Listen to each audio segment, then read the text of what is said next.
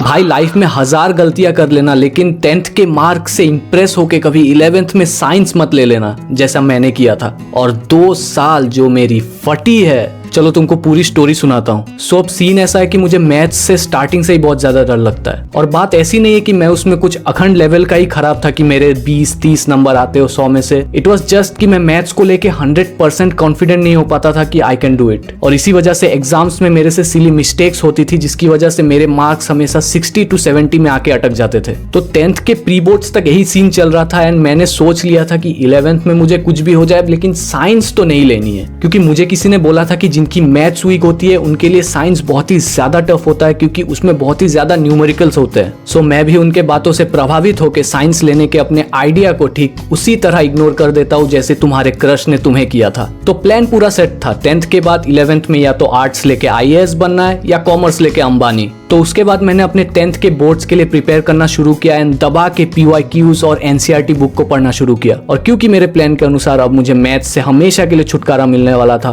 तो मैंने सोचा कि क्यों ना इस सब्जेक्ट को एक आखिरी बार शिद्दत से पढ़ा जाए। तो उसी जोश में मैंने पूरे NCERT को 5 बार सॉल्व किया और जो भी क्वेश्चंस मुझे समझ नहीं आ रहे थे उन्हें तो सीधा रट्टा ही मार लिया था। और एक टाइम तो ऐसा आ गया था कि मुझे क्वेश्चंस देखते ही याद आ जाता था कि इसका आंसर क्या होने वाला है। भाई इस लेवल की मैंने रट्टाफिकेशन कर रखी थी मैथ्स में। सो ऐसे ही दिन गुजरते गए और फाइनली मेरे बोर्ड्स एग्जाम आ गए। सो जैसा कि तुम लोग को पता ही है कि पहला एग्जाम होता है इंग्लिश और वो बहुत ही ज्यादा आसान होता है। सो मैं भी आराम से उसमें अपनी क्रिस्टोफर नोलन वाली स्क्रिप्ट लिख के इंग्लिश का एग्जाम फोड़ के आता हूँ। उसके बाद थी सोशल साइंस, जो कि मेरे लिए कोई खास इतना टफ है नहीं, क्योंकि एज आई टोल्ड यू कि मैं रट्टा मारने में बहुत ही अच्छा हूँ, तो वो एग्जाम भी मेरा ठीक ठाक जाता है। और फिर अल्टीमेटली आता है मेरा जानी दुश्मन मैथ्स। और उसके पिछले दिन मैं लिटरली इतना स्ट्रेस में था कि मैं उस पूरी रात सोया ही नहीं। तो जैसा कि मैंने तुमको बताया था कि मैंने पूरी बुक याद करके रखी है मैथ्स की, तो पूरी रात मैं उसी को रिवाइज कर रहा था।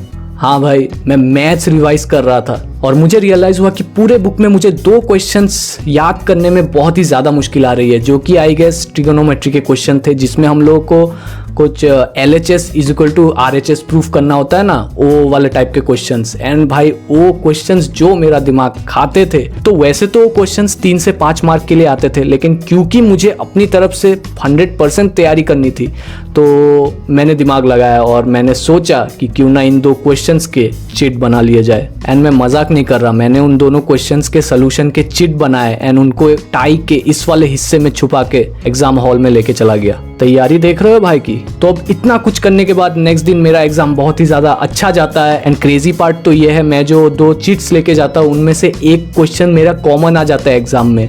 एंड मैं लिटरली एग्जाम के 10 मिनट जो लास्ट के रहते हैं ना, उसमें अपने टाई से वो चिट निकाल के पूरा सोल्यूशन ही टेप देता हूँ। तो सब बढ़िया रहा एंड बाकी सब मेरे एग्जाम्स भी आसानी से निकल गए एंड फाइनली अब छुट्टियां शुरू हो गई। And then fast forward to result day. As usual एक निहायती पढ़ाकू कीड़ा मुझे फोन करता है एंड वो बोलता है, भाई देख रिजल्ट आ गया। एंड ये सुनते ही मेरी फट जाती है एंड मैं किसी तरह अपने जज्बातों को कंट्रोल करके रिजल्ट देखने के लिए वेबसाइट ओपन कर लेता हूँ। And guess what, server down. And finally 1 घंटे के स्ट्रेस, एंजाइटी, भूख और प्यास के बाद फाइनली वेबसाइट खुल जाता है और मेरे आते हैं 88% मार्क्स। मतलब पूरे 6 से लेके 10th तक के आज तक के मेरे सबसे ज्यादा परसेंटेज 10th के बोर्ड्स में ही आए थे। और मैथ्स में मुझे आते हैं 93 मार्क्स। मतलब जो क्रेजी हुआ मैं उस दिन भाई, क्या बताऊं तुमको। एटीट्यूड तो आदित्य चोपड़ा के फिल्मों के स्पाई एजेंट्स की तरह, जो कोई मिशन कंप्लीट करके आया हो, और यही कॉन्फिडेंस मुझे आगे जाके डुबाने वाला था। 1 हफ्ते तक तो मैंने सब कुछ ऐसे इग्नोर किया कि मेरी लाइफ ऑलरेडी सेट हो गई हो, लेकिन तभी पापा बोलते हैं, और 11th में कौन सी स्ट्रीम लेनी है। तो अब मैं पढ़ जाता हूँ सोच में, और मैं क्या सोचता हूँ, मेरे पूरे 88% मार्क्स आए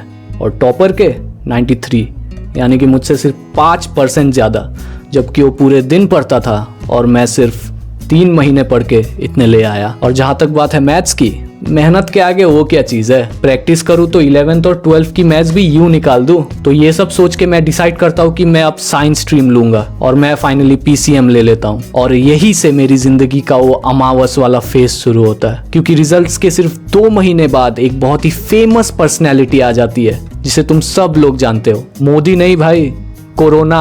और इसी के चलते पूरे क्लास 11th में हमारी ऑनलाइन क्लासेस होती है। एंड स्टार्टिंग में तो चलो मैं और मेरे दोस्त बहुत ही ज़्यादा खुश थे कि चलो फोकट में 11th पास हो जाएंगे, बट ये सोचना हमारी सबसे बड़ी गलती थी, तो 11th में हमारे टोटल 4 एग्जाम होते हैं, 2 सेशनल एग्जाम, 1 हाफ ईयरली और 1 एनुअल। तो 2 सेशनल और 1 हाफ ईयरली तो हमने ऑनलाइन दी, तो हमको पता ही नहीं लग रहा था कि हम इस दलदल में कितनी नीचे तक धंसते जा रहे हैं। एंड सडनली एनुअल एग्जाम के आगे कॉलेज वाले बोलते हैं कि हमारे यहाँ सिचुएशन थोड़ी बहुत कंट्रोल में है, तो हम एनुअल एग्जाम ऑफलाइन लेंगे। ये तो यही बात हो गई कि तुमने पूरे साल हमें मोबाइल पे BGMI खिलाई और एंड में हमें वार लड़ने को भेज दिया। सो लौड़े तो अब लग गए थे and the best I could do is किसी तरह अपनी गांड बचाऊं और बस पासिंग मार्क्स ले आओ।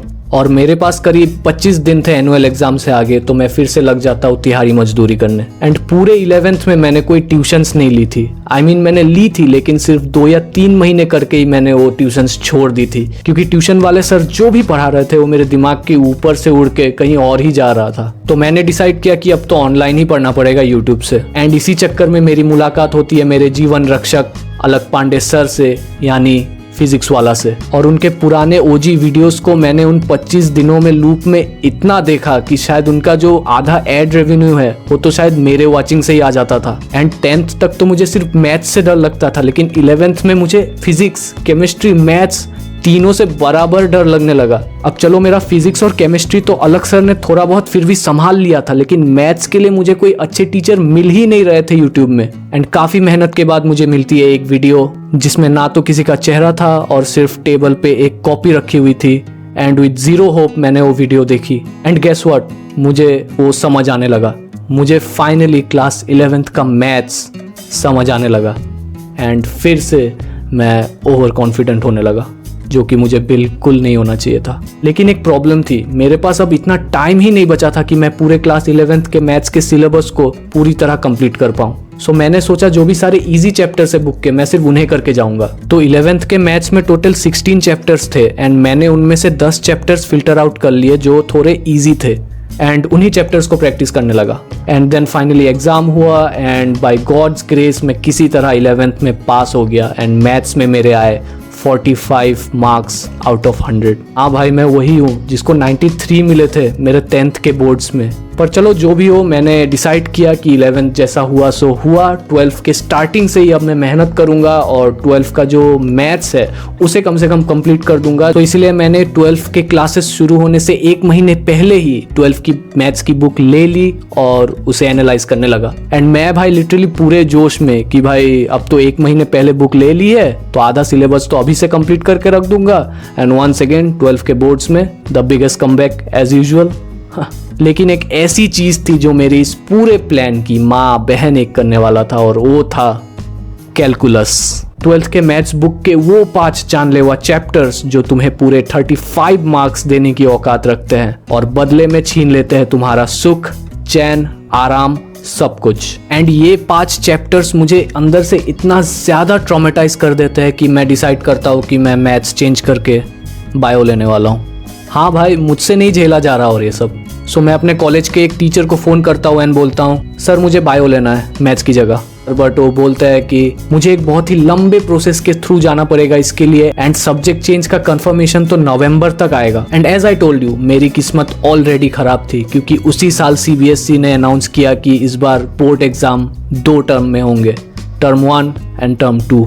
तो अगर मैं टर्म 1 में मैथ्स का एग्जाम देता एंड टर्म 2 में मेरा सब्जेक्ट चेंज हो जाता तो एक बहुत ही बड़ा ब्लंडर हो जाता। तो बड़े ही दुख के साथ मैंने डिसाइड किया कि अब तो मुझे मैथ्स के साथ ही आगे बढ़ना पड़ेगा। सो मैंने दिमाग लगाया और डिसाइड किया कि टर्म 1 में ही मुझे मैक्सिमम मार्क्स स्कोर करने होंगे, क्योंकि टर्म 1 में जो एग्जाम है वो MCQ बेस्ड होने वाला था और उसमें कैलकुलस के चैप्टर्स भी सिर्फ 1 से 2 ही आने वाले थे। तो मेरे लिए मार्क्स स्कोर करना मैथ्स में टर्म 1 में बहुत ज़्यादा इजी रहता एज कम्पेयर टू टर्म 2। सो मैंने कैलकुलस के उन 2 चैप्टर्स को छोड़ के बाकी सारे चैप्टर्स को अच्छी तरीके से कर लिया था एंड टर्म 1 में मेरे आए 40 में से 27 मार्क्स। ये जो मार्क्स मैं तुम्हें बता रहा हूँ वो बिना प्रैक्टिकल मार्क्स के है, यानी कि आउट ऑफ 50 मेरे आए 37। And as you know, board exam में तुम्हें मैथ्स में पास होने के लिए 80 में से 28 स्कोर करना पड़ता है एंड 27 तो मेरे टर्म 1 में आ गए थे, राइट। सो मैं तो भाई पूरा चिल, अब टर्म 2 में सिर्फ 1 मार्क भी आ जाए तो मैं पास हूँ। एंड 1 मार्क लाना कौन सी बड़ी बात है, अगर हनी सिंह के गाने भी लिख के आ जाओ तो भी पास हूँ। तो ये सोच के मैं अब पूरा बिंदास हो गया। लेकिन CBSE को मेरी ये खुशी ज़्यादा कुछ रास नहीं आई। उनका अनाउंसमेंट आता है कि जो टर्म 2 होने वाला है वो सब्जेक्टिव होगा और उसका जो वेटेज होगा वो टर्म 1 से ज़्यादा होगा। टर्म 1 का वेटेज सीधा उन्होंने गिरा दिया 30% में और टर्म 2 को वेटेज दे दिया 70%। यानी मेरा जो ये पूरा प्लान था कि मैं टर्म 1 में ज़्यादा से ज़्यादा मार्क्स ले आऊँ और टर्म 2 में थोड़ी कम मेहनत करूँ तो भी चलेगा, वो पूरी तरह से अब पानी में फिर गया था। बिकॉज अगर मैं 27 का 30% निकालूँ तो आता है अराउंड 9 मार्क्स और मेरे कैलकुलेशंस के हिसाब से मुझे टर्म 2 में एटलीस्ट 40 में से 25 मार्क्स लाने थे, जो कि बिना कैलकुलस किए लाना बहुत ही ज़्यादा मुश्किल था। और कैलकुलस के अलावा ये जो बाकी चैप्टर्स थे ना, अब वो 10th के जैसे हलवा नहीं था, वो भी बहुत ही ज़्यादा मुश्किल था और वो चैप्टर्स भी अब मुझे सिरदर्द दे रहे थे। And then fast forward to the night before my maths exam, मैंने सारे कैलकुलस के चैप्टर छोड़े हुए हैं और बाकी सारे चैप्टर्स भी मुझे इतने अच्छे से नहीं आते। एंड रात के 3 बजे मैं पंखे की ओर देख रहा हूँ। हाँ भाई, लिटरली मुझे उस टाइम पे वो करना ज़्यादा आसान लग रहा था as compare to sitting in the exam hall next day. लेकिन जैसे तैसे मैंने अपने जज्बातों पे कंट्रोल किया, अपने लिए एक कप चाय बनाया और यूट्यूब में सर्च किया how to pass in exam without studying. और फिर 2 घंटे तक मैंने वो सारी वीडियोस देखी और एक जो गोल्डन लाइन मेरे दिमाग में बस गई थी वो थी, एग्जाम में कुछ आए या ना आए बट पेपर खाली नहीं छोड़ना है। एंड इसी हौसले के साथ मैं फाइनली एग्जाम देने गया और भाई पेपर सच में बहुत ही ज़्यादा टफ था, मैं मजाक नहीं कर रहा हूँ। तो मैंने जैसे तैसे 15 से 20 मार्क के क्वेश्चंस अटेम्प्ट किए एंड अब मैं सोच में पड़ गया क्योंकि बाकी का पेपर मुझे आता ही नहीं था। लेकिन तभी मुझे वो गोल्डन लाइन याद आता है, वही जो मैंने तुमको थोड़ी देर पहले बोला था। तो जो भी क्वेश्चंस मुझे नहीं आते थे मैंने लिटरली उनको ऐसे आंसर किया। मान लो ये क्वेश्चन है तो पहले लाइन में तो मैं क्वेश्चन को ही छाप देता, फिर दूसरे लाइन में उसके ही एलिमेंट्स को इधर उधर करके लिख देता, फिर तीसरे लाइन में अपने मर्जी से tan का कोसेक बना देता और sin का cos, एंड फाइनली आखिरी लाइन पे अपने मर्जी से कुछ भी आंसर लिख के उसको सोल्यूशन बता देता। मैंने कैलकुलस को छुआ भी नहीं था और उम्मीद भी क्या कर सकते हो मुझसे। तो ऐसे ही मैंने ब्रेन रॉट कंटेंट से पूरा पेपर भर दिया और घर आके भगवान से भीख मांगने लगा कि प्लीज भगवान मुझे बस पास करा दो किसी तरह इस पेपर में। एंड पता नहीं कैसे बट भगवान ने मेरी बात सुन ली एंड जब रिजल्ट आया तो मुझे 100 में से 59 मार्क्स मिले मैथ्स में। अगर 20 मार्क्स प्रैक्टिकल के मानो तो 80 में 39 मार्क्स, यानी कि फाइनली मैं पास हो गया। एंड बाकी फिजिक्स और केमिस्ट्री में तो मुझे अलग पांडे सर ने बचा ही लिया था। सो फाइनली 2 साल के डिप्रेशन, एंजाइटी और स्ट्रेस के बाद मैं फाइनली 12th बोर्ड्स एग्जाम में पास हो गया विदाउट एनी कंपार्टमेंट। और इन 2 सालों ने मुझे लिटरली इतना ट्रॉमा दे दिया कि मैंने 12th के बाद अपनी स्ट्रीम ही चेंज कर ली और बीकॉम में एडमिशन ले ली। एंड ये अपने में ही एक बहुत ही ज़्यादा इंटरेस्टिंग स्टोरी है जो मैं तुम्हें किसी और दिन सुनाऊंगा।